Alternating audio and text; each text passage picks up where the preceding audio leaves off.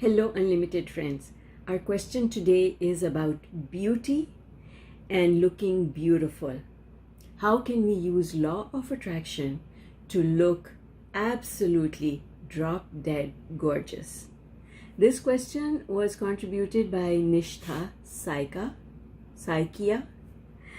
And before I get into the answer, let me just do a quick introduction for those of you who are new here.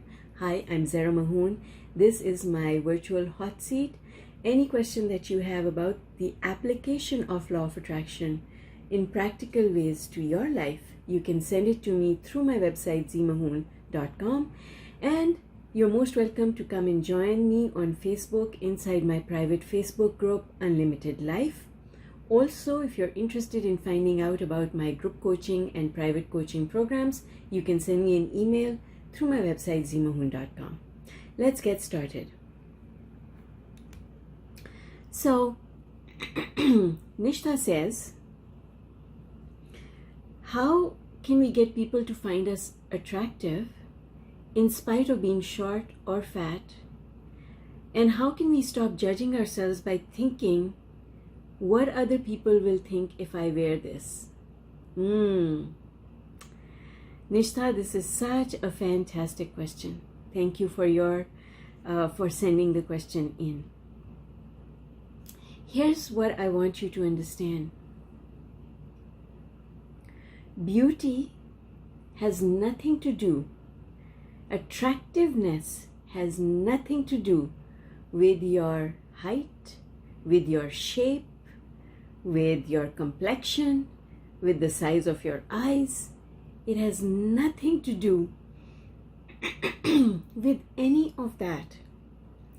Beauty has to do with vibration.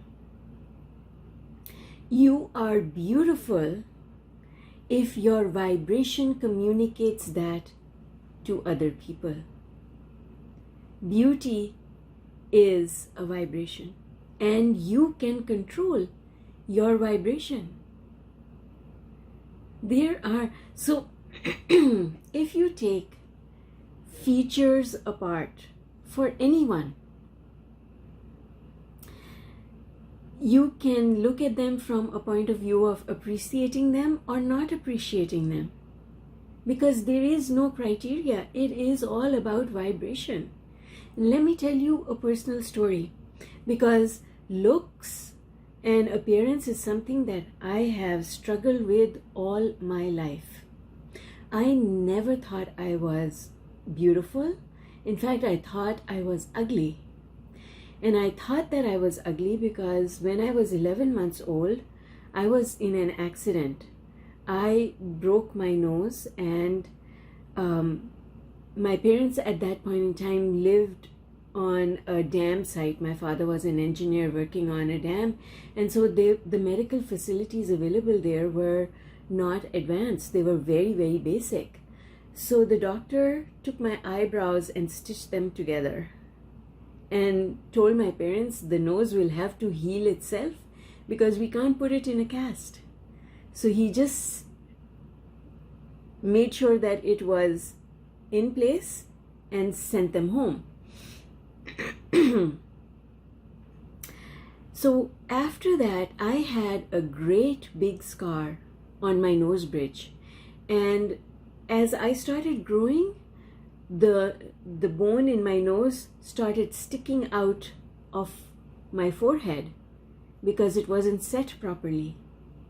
So now I had two scars, the scars from the stitches that I got and another scar from the bone that was sticking out of my forehead. Eventually the bone subsided on its own.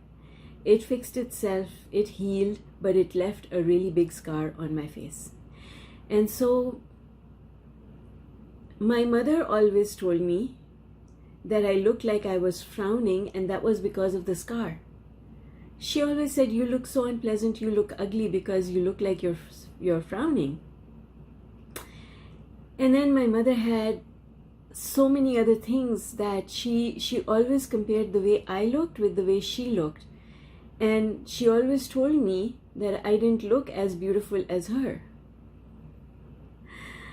So I had a huge, massive complex growing up.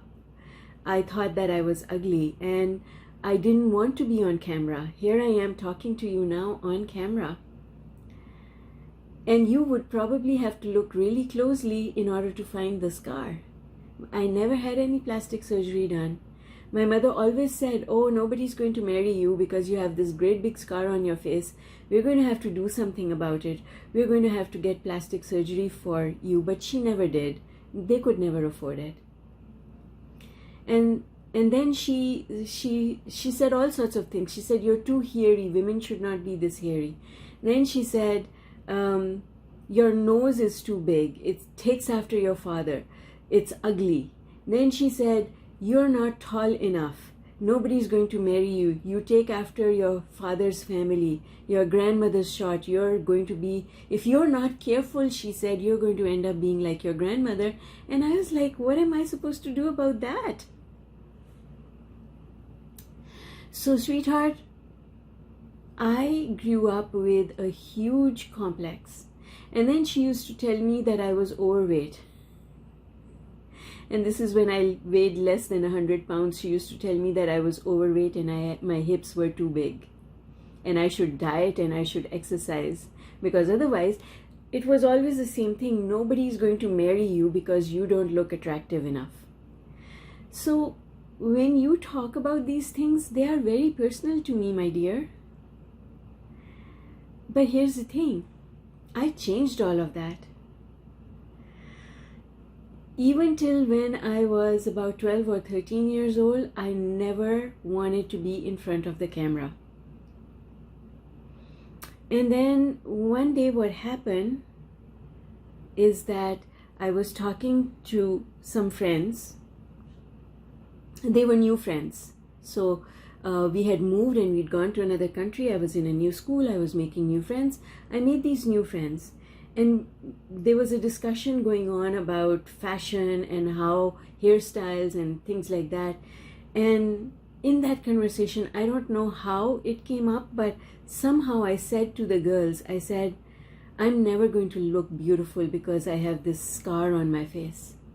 And those girls, they stopped and they looked at me like they were confused and they said, what scar? And I was like, I was taken aback. I was like, you don't see the scar on my face? And they said, no, there's no scar on your face. But it was right there. Because it's the first thing you see about me, if you know that it's there. What I realized was, even though I was so young, but we have this knowledge of law of attraction intuitively. What I realized from that experience was that because I wasn't paying attention to the scar, nobody else could see it. And based on that, I learned that.